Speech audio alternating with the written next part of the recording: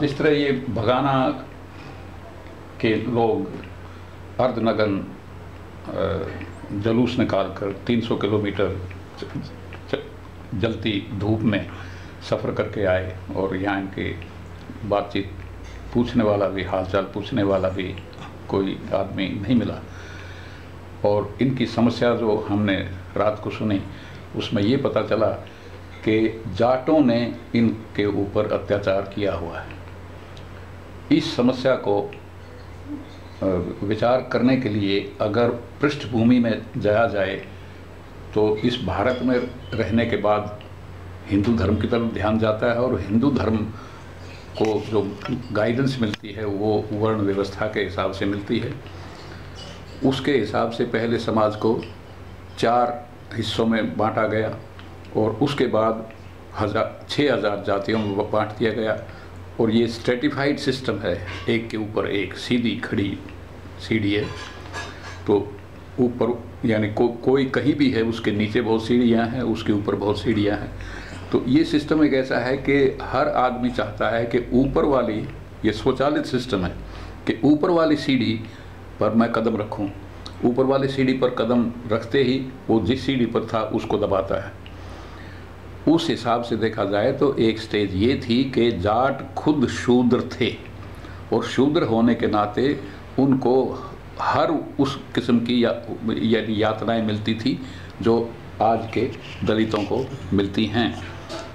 और जाटों ने अपनी हालत को बुरा समझते हुए अपना अंदर सुधार लाए। तो उसमें इस देश में कई तरह की क्रांतियां आईं। जिस तरह से सिखिज्म पैदा हुआ, बिहार में पैदा हुआ था। तो बिहार में सिखिज्म, ये पटना, अच्छा, ये जो गुरु गोविंद सिंह थे, सिखिज्म का आधार सही मानों में उन्होंने दिया है। तो वो पटना के रहने वाले थे और गैर क्षत्रिय थे, गैर ब्राह्मण थे। तो उन्होंने जब देखा कि ये हालत ऐसी है और दूसरी तरफ मुसलमानों से लड़ाई थी, हर आदमी हर एज में अपनी समस्या को हल करने की कोशिश करता है और लोगों को जोड़ने के लिए यानी जो समस्या से पीड़ित हैं उनका सहयोग वो चाहता है। तो चूँकि ये समस्या विद इन हिंदुइज्म या इंडिया वो समस्या धार्मिक थी, इसलिए धार्मिक इलाज ढूंढा गया। तो उसमें पहले ब्राह्मणों के इस सिस्टम के हिसाब से क्षत्रिय ब्राह्मण के टूल हैं, औजार हैं, उनको सोचने का अधिकार नहीं है, उसको ये इस्तेमाल कर सकते हैं, यहाँ डाल दिया वहाँ डाल दिया, ये ड्यूटी लगा दी वो ड्यूटी लगा दी। तो उस तरह से वो सिस्टम था। एक स्टेज आ गई कि क्षत्रियों ने समझा कि हमें तो एक टूल के रूप में इस्तेमाल किया जा रहा है, इसलिए इसका इलाज होना चाहिए। तो पुराना की जो कहानी है तो विश्वामित्र ने क्षत्रिय यानी उसको बना दिया गया। तो उसने बगावत की और वो दोबारा उसने ब्राह्मण बनने की कोशिश की, लेकिन वशिष्ठ ने उसको नहीं बनने दिया कि भी तू एक बार अगर क्षत्रिय हो गया तो अगले जन्म में ही ब्राह्मण बन सकता है। उनकी आगे लड़ाई हुई। क्षत्रियों की लड़ाई जब चली तो आगे ये चली कि उसने राम को तैयार किया वशिष्ठ के खिलाफ विश्वामित्र ने कि तू इस बात को समझ ले और इन लोगों से, ये जो परंपरावादी हैं, इनसे अलग हो जा।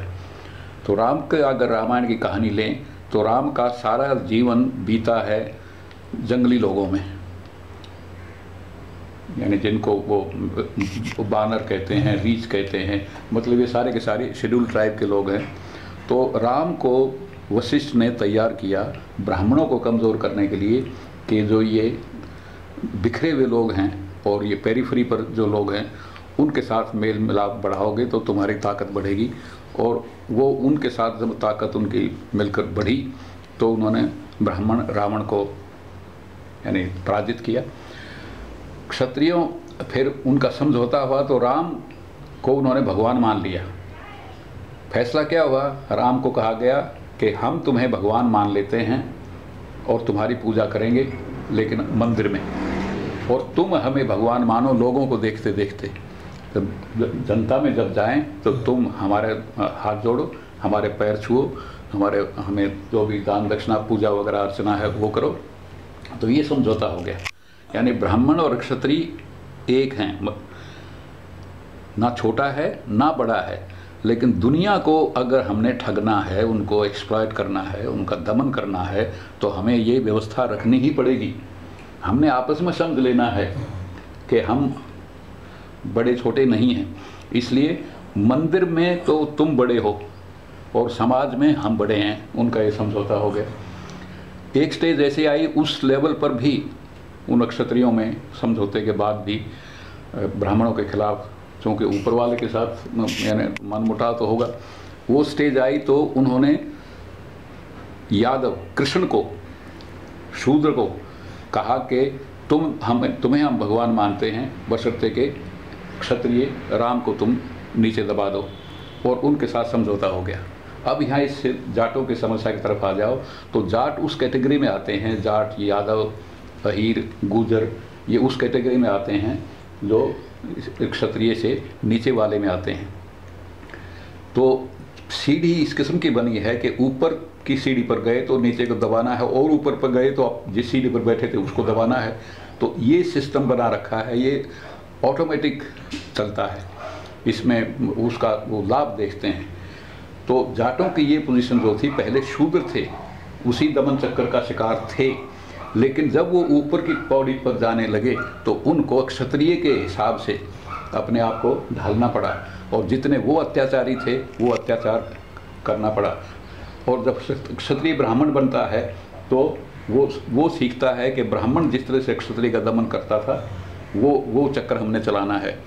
तो ये जो जाट हैं, ये मैं हम जिस गांव में मैं पैदा हुआ था 1932 में, हमारा गांव तो राजपूतों का था और आसपास के जितने गांव थे सब जाटों के थे। कौन सा गांव था? भिवानी के पास तिगड़ाना, भिवानी यहाँ से 70 मील है दिल्ली से। तो वहाँ हमने देखा तो उस वक़्त ये पोजीशन थी कि हमारा गांव बड़ा था, उसमें स्कूल था, और आसपास के गांव के जाटों के लड़के हमारे गांव में आकर पढ़ते थे। मैंने बचपन में देखा, बाकायदा राजपूत लड़का पूछता है जाट लड़के से, अरे ओ गधे। वो ये नहीं कहता था कि मैं इंसान हूँ, मुझे गधा क्यों कहता है, वो कहता था ओ गधे। वो कहता था हाँ क्या बात है, तेरा वो होमवर्क हो गया क्या? नहीं अभी तो नहीं हुआ है। अच्छा भाई, अच्छा गधे जब तेरा हो जाए तो मुझे बता देना। वो उसको नाम उसका जाट नहीं था, गधा था। वो इतना दबाया हुआ था, ये 1947 के आसपास की बात है, जब मैंने 1947 में मैंने मिडिल पास किया था। जाटों की ये हालत थी,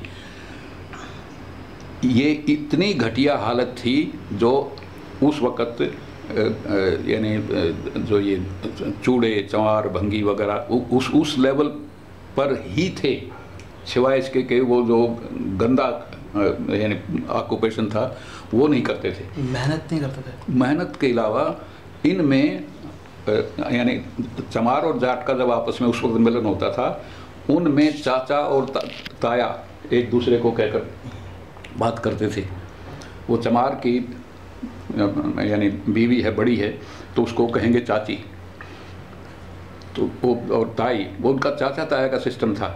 लेकिन राजपूतों का जब यानी इनका चमारों का दूसरे के साथ यानी जब होता था मेल जोल, तो उस सूरत में वो चाचा ताया नहीं था, वो बाबा था।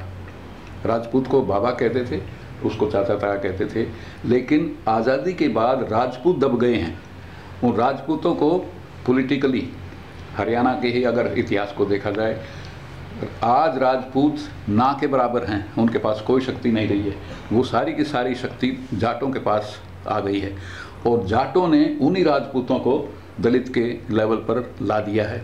और वो उस लेवल पर जब गए हैं तो उस वर्ण व्यवस्था के साधारण नियम के हिसाब से नीचे के जितने भी लोग थे उनका उत्पीड़न पुराने सिस्टम के हिसाब से ही, परंपरा के हिसाब से ही, या वर्ण व्यवस्था के नियमों के हिसाब से ही उसी प्रकार का अन्याय उनके साथ करना शुरू कर दिया है। तो ये व्यवस्था का सिस्टम है।